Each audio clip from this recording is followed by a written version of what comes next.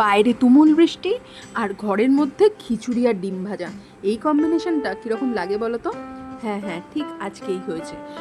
দুপুর থেকে হঠাৎ করে আকাশ অন্ধকার করে বিকেলের দিকে তুমুল বৃষ্টি।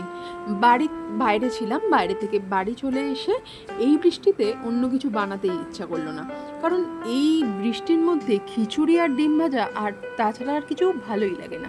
এদিকে আমার বরের তো খিচুড়ি একদমই পছন্দ নয়, কিন্তু দেখলাম যখন ওর খাবার মানে রাতের ভাত যখন রয়ে গেছে, তাহলে আমাকে আর কে আটকায়? আমি তো খিচুড়ি বানাবোই নিজের জন্য। আর খিচুড়ি না আমি একদম অল্প করে বানাতে পারি না, কারণ আমার খিচুড়ি ভীষণ ফেভারিট। প্রথমে তো ডাল সিদ্ধ বসিয়ে দিয়েছি, ডালটা একটু ফুটে গেলে তার মধ্যে দিয়ে দিয়েছি আলু।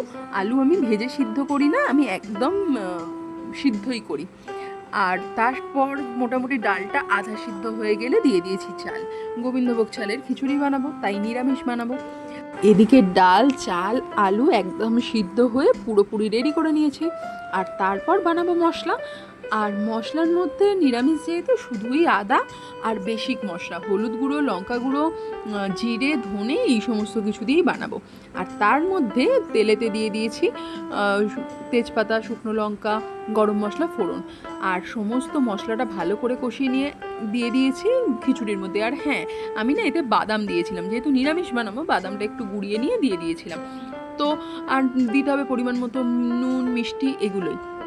আর সব শেষে নামানোর আগে ঘি দিয়ে দেওয়া। ব্যাস হয়ে গেল আমার খিচুড়ি রেডি। আচ্ছা, এই ওয়েদারে তোমরা কারা কারা খিচুড়ি বানালে সেটা জানাতে ভুলো না। কিন্তু রাতে যখন খেতে বসলাম তখন তো বৃষ্টি হওয়া, যাই হোক, মন্দ নয়।